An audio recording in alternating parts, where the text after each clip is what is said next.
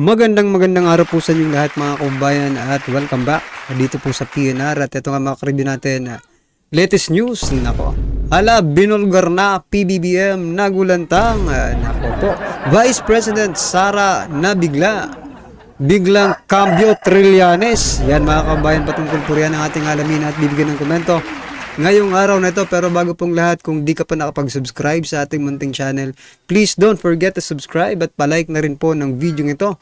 Maraming salamat po at eto na nga, simulan na po natin to. Sana ang bayan ko sa magnanakaw na tao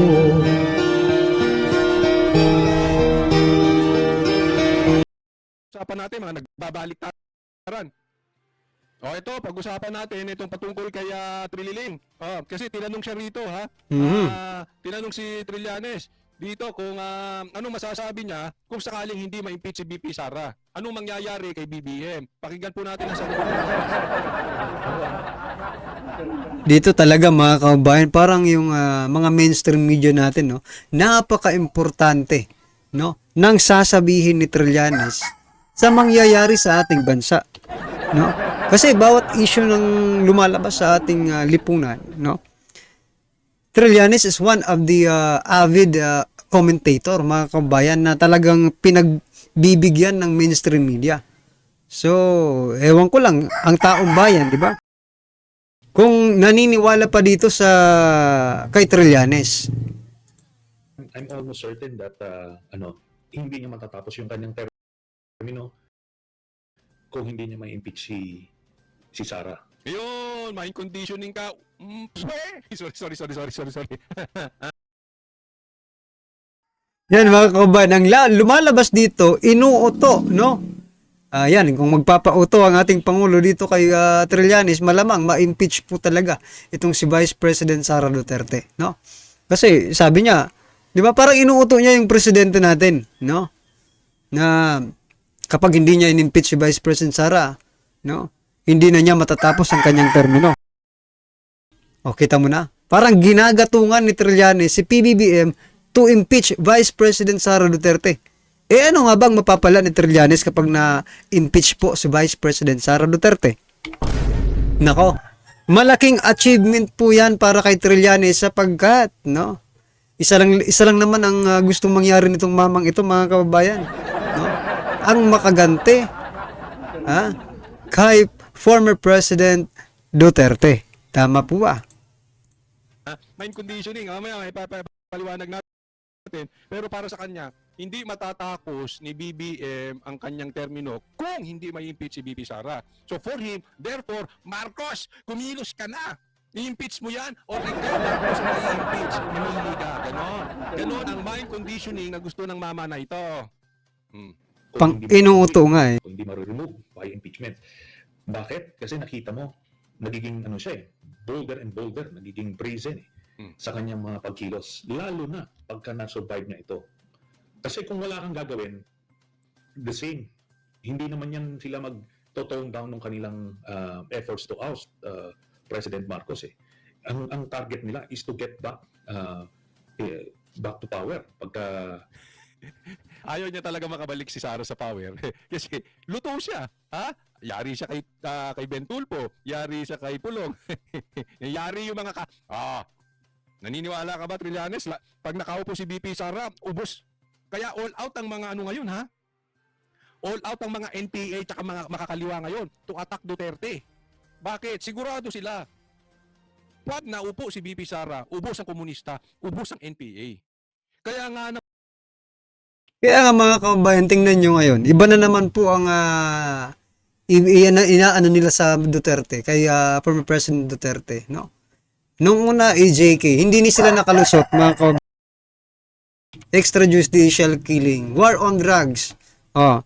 Ngayon naman, disbarment, mga kabayan, kaya former PRRD. Di ba?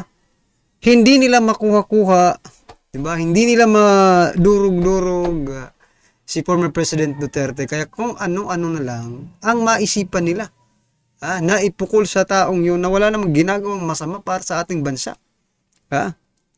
Ang iniisip lang naman ni former President Duterte noong panahon niya, no? Yung future mo na nanonood ngayon or yung future ng anak mo at ng magiging anak ng mga anak mo. Hindi nyo ba yun naiisip?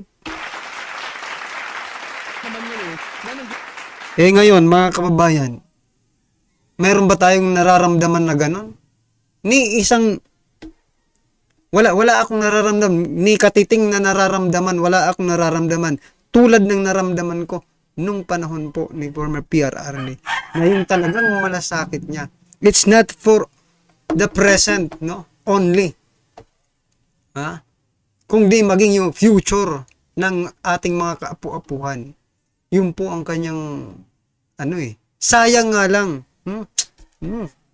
Sayang nga lang mga kababayan. At, nagsibalikan na ulit sila eh. Sabi nga po sa, may nabasa akong comment ito, medyo nakakatuwa yung comment. Sabi niya, sa panahon daw ngayon, nung panahon ni former PRRD, yung mga adiktos, tumaba raw, nanaba raw sila mga kababayan, no? Ibig sabihin, bumalik yung kanilang bumalik yung kanilang sistema, di ba? Na wala na talagang adiktos sa kanila. Sa panahon daw ni PBBM, mga kababayan, pumayat. Yung dating tumaba, ngayon pumayat na naman. Ay, nako. Totoo po yan, mga kababayan, no? Alam nyo na po ang ibig sabihin. Nagsibalikan na naman po sila. Nako. Ginagamit nila mga komunista, NPA para ilubog ang Duterte. Para siraan ang Duterte. Kasi alam nila yan ang galit. Yan ang ibinabala. Alam mo, nag-uusap kami noon ni Ka Eric tsaka ni Doc Badoy nung nasa SMNI kami nung isang araw. Sabi ko sa kanila, alam nyo, sayang no? Kung pagkatapos ni PRRD ay sumunod agad si BP Sara, yung problema natin dyan sa mga lintik na mga komunista, yung mga lintik na mga NPA na yan, yung mga mamamatay na tao ng mga pulis na yan, hindi yung mga pulis, yung pumapatay ng pulis na yan, yung mga nangingidnap ng bata,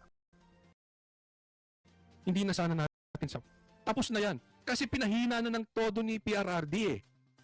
Kung nasundan ni BP Sara, or kung talagang may yagballs lang ito si BBM, na yung sinasabi niyang continuity, yung pinangako niya sa taong bayan ginawa niya, tapos na, wala nang komunista, wala nang NPA. Kaso kabaligtaran nangyayari. Kung tinuloy lang ni Marcos, ni BBM, yung continuity against droga, tapos na mga adik, wala na tayong problema sa adik. Wala na tayong problema sa adik, wala na tayong problema sa mga komunistang mga NPA na yan. Kaya ito mga to, galit na galit. Gusto nila. And ganun talaga eh, no? Kaya ang ano nila dito, kaya ito si Trillanes nagma-mind conditioning. Talagang inaatat nila si BBM. Ha? Gusto niyang kuhanin mo na yung BBM. Suportahan mo na yan, Martin, yung impeachment na yan. Kailangan ng go signal nyo. Kung hindi nyo ma-impeach si BP Sara, pansinin nyo, sino ang mas atat na ma-impeach si BP Sara? Ang atat talaga dilaw. Ang atat talaga yung mga makakaliwa. Ang atat talaga yung mga NPA. Sila atat dyan. Kasi pag ganun po ang nangyari mga kababayan, no? Posible po silang makabalik. No? Yung mga dilaw. Pwede po silang makabalik sa pwesto kapag mawala ang Duterte sa kanilang daraanan. Kasi kung mga tulad lang nito kay PBBM, no, at saka yung mga kaalyado niya, isa lang naman ang kulay nila. No? Isa lang po ang kulay nila. Kaya wag na po tayong magtaka. Kasi sila ang tatamaan eh. Kaya kinukontrol nila utak ni BBM. Ang problema, ramdam ni BBM, ramdam ni Martin, malakas talaga si Sara. Kaya hindi mag-push through. Kaya tingnan nyo itong mamang si Trillanes ngayon. Ha? Parang may naamoy ako, medyo bumabali-baliktad. Medyo ano lang ha? Kasi nagdedelikado siya talaga. Then napansin niya eh. Ngawa siya ng ngawa patungkol sa ICC. Wala namang nangyari sa ICC. Asa na ICC? Trillanes, asa na ICC? Ngawa sila ng ngawa. Impeachable, i-impeach na yan. Asa na impeachment? Trillanes. At sa mga congressman dyan, sigaw na sigaw. Wala. Bakit? Walang gustong sumuporta. Dahil alam ng lahat, including them, Them, when I say them, yung mga buhaya dyan, alam nila malakas pa rin ang Duterte. Kaya sila ngayon nagbabaliktaran. Ay, hindi talaga obra. Kailangan natin mabait sa Duterte. Ay, nasa mag-inis sa ulo. Yun ang objective nila eh. So whether attempt mag-impeach si President Marcos o hindi, it will intensify and intensify. So pagka hindi niya to natuluyan, ang nanganganib na ngayon is si President Marcos. Inuuto niya si Marcos. Marcos, inuuto ka ni Trillanes, oh. Paano sila sabi niya, uto-uto ka naman, sundin mo ko, oh. Impeach mo si BP sa Hindi tanga siya. Yan nga po yung sinasabi ko kanina, di ba? Before tayo mag-start, ay yung nagsisimula pa lang yung video, no? Na parang inuuto ni Trillanes si PBBM, no? Well, anyway, kung magpauto rin naman si PBBM, wala tayong magagawa dyan, di ba? Eh, ganun talaga eh. Ha? Pero, ang tanong, makakaya ba talaga nilang i-impeach si Vice President Sara Duterte? Eh, kasi ngayon pa nga lang, nahihirapan na po sila eh. Ngayon pa lang, nagdadalawang isip na sila kasi dahil po sa aksyon na ginagawa ng taong bayan. Yan ha, INC pa lang po yung gumawa talaga ng malaking aksyon. Ha? Para balaan kayo. Kaya kapag hindi nyo po sinunod yung hinaing, no, ng ating mga kapatid na INC, maaari talaga lang mga kababayan, masundan po yung rallying yan. But the second time around, it's not INC only, no? Maging yung ibang relihiyon, religious group, mga kababayan, ay sasama na. At sa pagkakataong ito, mga karibin natin, it's not for peace, no? But to impeach the president, no? O yan, kapag hindi nyo ginawa, yung mga sinabi nila, o ano ba yon? Iwasan ng korupsyon, good governance, no? O, Marcos, gusto man niyang i-impeach si BP Sara, alam niya hilaw. Hindi pwedeng hinog sa pilit. Alam niya yun. Ikaw naman, Trillanes, nagtatanga-tangaan ka eh. Alam mo namang hindi talaga obra. Because again, historically, the political winds change and it would shift doon sa mga frontrunners for the 2028 election. Tama yun. kung ako nga kay PBBM, no? Tatanungin ko sarili ko, no? Or tatanungin kita, Trillanes, sino ka ba sa akala mo? No? Sino ka ba sa akala mo? Bigla ka na lang lumilitaw. Napakatagal mong nawala, hindi ka nagsasalita, lilitaw ka. Eto ka na, no? Eto ka na naman. Ang tanong nga dito, mga kababayan, is really Trillanes, si Trillanes ba talaga yung may kagagawan kung bakit siya lumilitaw ngayon? Or there is someone, no? May nasa likod po ni Trillanes kung bakit siya lumilitaw ngayon. Yun yung tanong. Kasi maano ka talaga eh, magugulat ka dito kay Trillanes, no? Napakatagal na tahimik, biglang susulpot, mawawala na naman, eto na naman, no? Pero isa lang po ang tono. Bawat pagsulpot niya, isa lang po ang tono ng kanyang kanta. Ang makapaghiganti sa mga Duterte.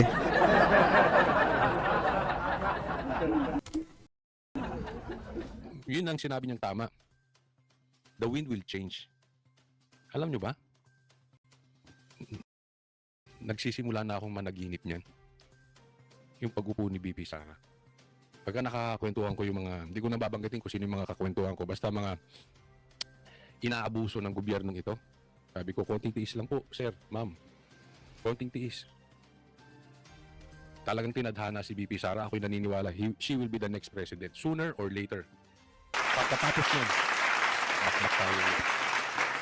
Itong ginagawa namin bakbak, wala pa ito. Alam niyo eh. Di ba? Kayo ba? Nananaginip na kayo? Napatapos na ang paghihirap natin at nakaupo na si BP Sara. Sana, Lalo tama. ihina ang pwersa nila sa Kongreso, ihina ang pwersa nila sa Senado, at sa public at large. When you say you're almost certain na hindi niya matatapos yung termino niya, kung masurvive ito ni VP Sara Duterte, what exactly do you mean? Are you talking here of ouster through something similar to EDSA 2 or impeachment? Baka siya naman ang ma-impeach, di ba? Ano ang mga nakikita yung senaryo? But at this point in time, and having seen the Duterte, maging yung kanilang vlogger, no, mga kababayan, no. Si ano yata to, yung Isguera, di ba? O di ba, mga ano yan, mga Marcos yan, mga kababayan, maging sila parang naiisip pa rin nila, hindi nila maiwasang isipin, no, na posible talagang mapatalisig yung amo nila sinasabi nila mismo, all options are on the table dyan. Kung ang end nila is makabalik sa pwesto, then gagawin nila lahat. Ngayon, if you're talking about impeachment, imagine from now until 2028, do you think wala ng political and economic crisis na kakaharapin ng Marcos administration? For sure, meron yan. Pagka magkaroon lang ng isang socio-economic or political crisis, ditong pwersa nila Duterte, having survived the impeachment, assuming, ano sila? They would just be waiting in the wings to take over when they need to. Yun. And Alam nyo ito kritiko to ni Duterte, ni PR, lalo na si PRRD. Type nga ata nito si Pulong. Hindi mo.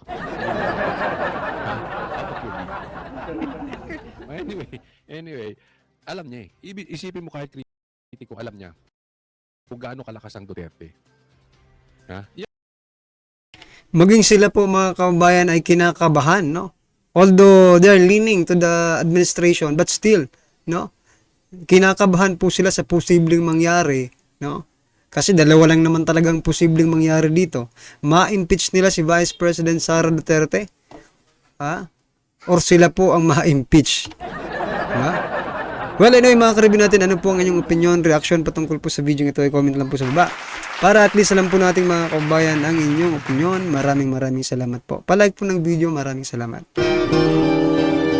Sawa na ang bayan ko sa magnanakaw na tao.